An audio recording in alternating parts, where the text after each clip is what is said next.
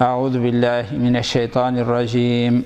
Allah Teala ayta: Ya eyyühellezine amenu la tulhikum emvalukum ve la evladukum an zikrillah ve men yef'al zalike fe ulaike humul khasirun. وأنفقوا مما رزقناكم من قبل أن يأتي أحدكم الموت فيقول رب لولا أخرتني إلى أجل قريب فأصدق وأكن من الصالحين ولن يؤخر الله نفسا إذا جاء أجلها والله خبير بما تعملون. Allah Teala bu ayetlerde ayta: Ey iman getirişler, məşğul qılmasın sizni mallarınız, həm balalarınız Allah Teala'nı zikr etüdən, Allah Teala'nı iskə aludan, Allah Teala'ga qibadət qılıdan, namazlardan. Kim şulay işləsə, yani əgər onun balaları, yəki malları onu Allah'a qibadət qılıdan, namazlarga yürüdən, urazalar tutudan məşğul qılsa, şitləşdirsə, şular olar həsrətdə buluşular, dey Allah Teala. Yani onlarga həsrət bulaşaq. Malları, həm balaları bilən məşğul bulub, Allah'a qibadətini qaldırışılar, Allah Teala'nı zikr etməvşilər, həm unutuşular. Həm infaq qılığız, yani sadaqalar, zəkətlər birigiz, biz rizıqlandırğan mallardan dey, sizning birigizgə ölüm kilgənçi. Şul vaqtda ul aytir, yani ölüm kilgəş: Ey Rabbim, əgər meni keşiktirsən idi mənə əcəlimni, əzgina vaqtqa, yaxın gına vaqtqa bilsa da keşiktirsən idi ölümümni, əcəlimni, men sadaqalar verir idim, həm də izgilərdən bulur idim, yani izgiliklər qılır idim deyib aytirdi. Lakin Allah Teala heç bir nəfsigə, heç bir canğa əcəlin sonğa qaldırmaz, keşiktirməz. Allah Teala xəbərdar, bilib duruşu sizning nərsələr qılğanınızı, sizning əməllərinizdən. Şuna görə də Peyğəmbərimiz sallallahu aleyhi və səlləm ayta: İttaqun nara vələv bi şiqqi təmratin degan, cəhənnəm otundan saqlanığız, yartı xürmə berib bolsa da, yani isen vaqtında, xəlli vaqtında yartı xürməng bolsa da, şunu berib bolsa da cəhənnəm otundan saqlandı. Çünki əcəl jitkəndən soң, Allah Teala bilgiləgən vaqt jitkəndən soң, hər bir kişi ukinir, əgər onu balaları, həm malları Allah'a qibadət qılıdan, Allah'ını zikr etüdən məşğul qılğan bulsalar, hər bir Müslüman kişi də ukinir, yani şuşunday xəldə buluşular. Lakin Allah Teala əcəlini bilgiləgən kişinin ölümün heç bir keşiktirməz. Əcəllər indi olar, Allah Teala onu bilgiləgən, yazılğan, kimdirdir qartayıb, kimdirdir orta yaşda, kimdir yaş kilişdə, indi əcəli jetib ölürgə mümkün. Şuna görə də keşiktirməzkə kirək. Şuna görə ayta: Həsrətdə bulurlar deyib. Hər kim uylar, əli mənə kilməz deyib. Şuna görə də həsrətdə bulurlar, həm aytirlər: Ey keşiktirsən idi, biz indi sadaqalar verir idik, Allah Teala rizıqlandırğan mallardan, həm də qibadətlər qılır idik, izgiliklər qılır idik deyib aytirlər, yalınırlar. Lakin Allah Teala keşiktirməz, çünki bilib duradı.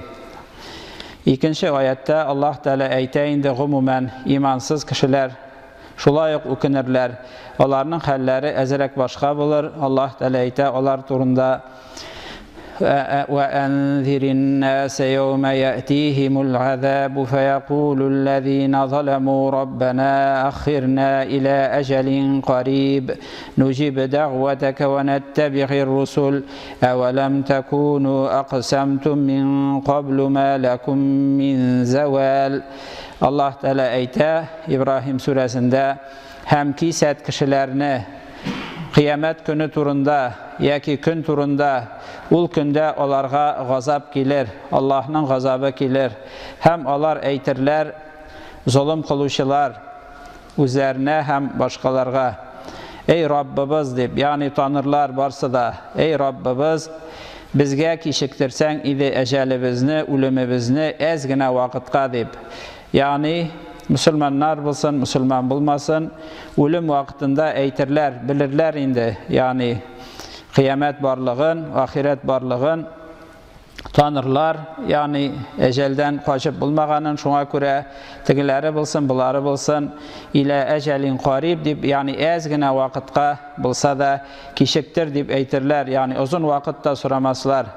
Biz indi senin şakırığına cevap verir idik. Yani imanga, İslamga gelir idik. Hem peygamberlerge iyerir idik. Yani onlar kuşkanını üter idik.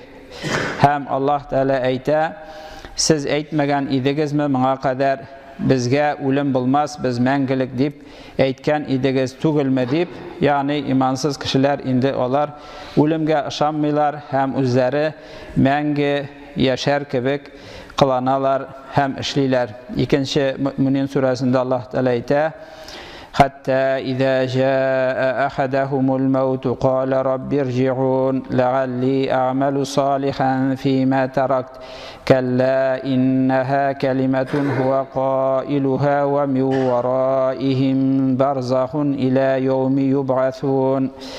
Hatta onlarning birsine ölüm kilse, ul ayta, ey Rabbim qaytarsan idi. Yani kiri dünyaya qaytarsan idi. Belki min izgi ameller kılır idim. Kaldırgan işlerimni ütep bitirir idim deyip. Yani kaza kılır idim, kiri üter idim. Lakin Allah Teala yok dey. Bu kuru sözgüne ul eytir, ul sözünü yani kiri qaytsa da amel kılır üçün tügül. Belki kuru sözgüne dey, kiri qaytır üçün. Hem onlarının artından yani ölümden soň dünyaya kiri çıkmay turgan perde bulur, barzah bulur, kıyamet günü jitkençige hatli. Yani ölgenden soň, ölüm kilgenden soň hiç bir kimge kiri qaytu bulmaz, kiri amel kılu bulmaz. Hem Allah Teala eyte, ul gün turunda yani kıyamet günü turunda Peygamberimiz sallallahu aleyhi ve sellem eytken indi.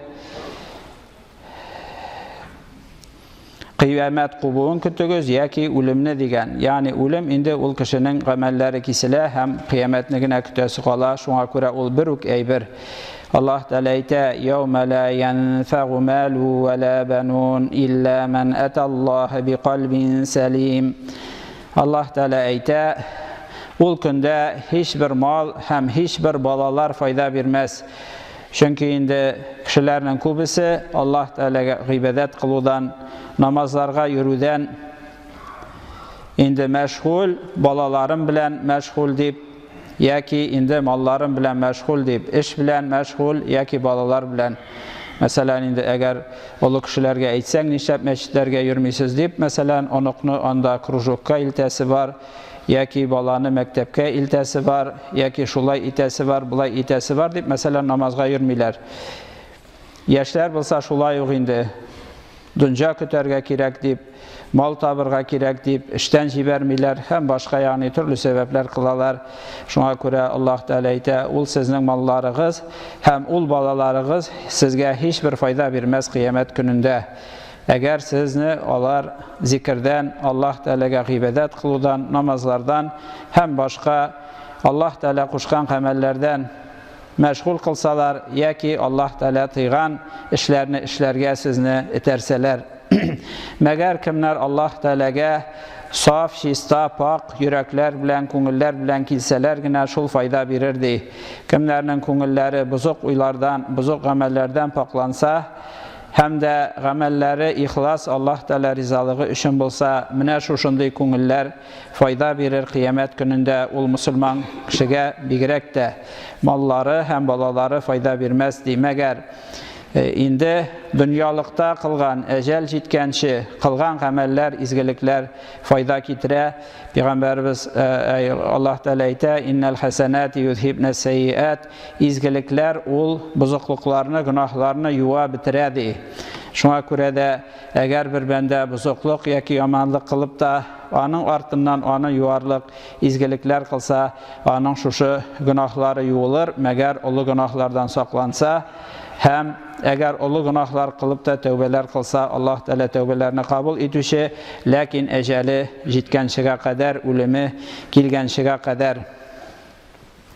Peygamberimiz sallallahu aleyhi ve sellem eyte, إن الله لا يؤخر نفسا إذا جاء أجلها وإنما الزيادة في العمر أن يرزق الله العبد ذرية صالحة يدعون له فيلحقه دعاؤهم في قبره. Yani balalar onuqlarını krujoklarga yoki boshqa ayberga iltu fayda keltirmas. Magar ul balalarni imonga, islomga o'rgatsa, duochi balalar qoldirsa, ham payg'ambarimiz sollallohu alayhi vasallam shu hadisinde ayta, Alloh taala jonlarga, nafslarga agar ajali belgilansa, jetsa hech bir kechiktirmas.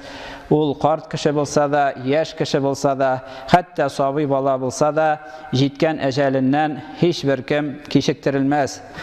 Magardi kishining umri uzaytilardi, kishining umrining uzunligi dunyoda yashashda tugul, balki Alloh taala ul bandaga izgi balalar, izgi nasllar qoldirib, onun uchun duo qilib tursalardi. Şuşu duaları ona kabrinde de barıp dururdu. Hem Peygamberimiz sallallahu aleyhi ve sellem ayta, Allah Teala'nın ömrünü uzun ituwedi, az-ziyadetu fil umr, kişinin ömrünün uzaytu ul şunun bilendi. Balaları, nesilleri onun üçün dua kılıp dursalar, ul ona barıp dura, hem ul indi dünyada yaşayan kebek onun günahları yuğula, hem izgilikleri artıp dura. İndi Allah Teala barşalarımızı da doğru yolda bulubuzunu nasip kılsaydı, ko'ngillarimizni, yuraklarimizni yomon o'ylardan, yomon amallardan poklasa edi, hamda endi mollarimiz, ham bolalarimiz Alloh taolani zikr etuvdan, masjidlarga, namozlarga yuruvdan, urozalar tutuvdan, izgiliklar qiluvdan bizni mashg'ul qilmasa edi, hamda kirisincha bolalarimiz, mollarimiz o'zimizga o'lgandan so'ngda günahlarımızı yuvar üçün hem de ecir savaplarımızı arttıratan duaçılar hem izgi ameller bulup bizge üstelseydi. Ibadallahi usikum ve nefsi bi taqvallah. İnnallaha ma'allezine taqav vellezine hum muhsinun. Barakallahu li ve lekum fil Kur'anil azim ve nefa'ana ve iyyakum bil ayati ve zikril hakim. İnnehu huves sami'ul alim el gafurur rahim el mucibud dua ve tubu ilallahi eyyuhel mu'minun legallakum tuflihun.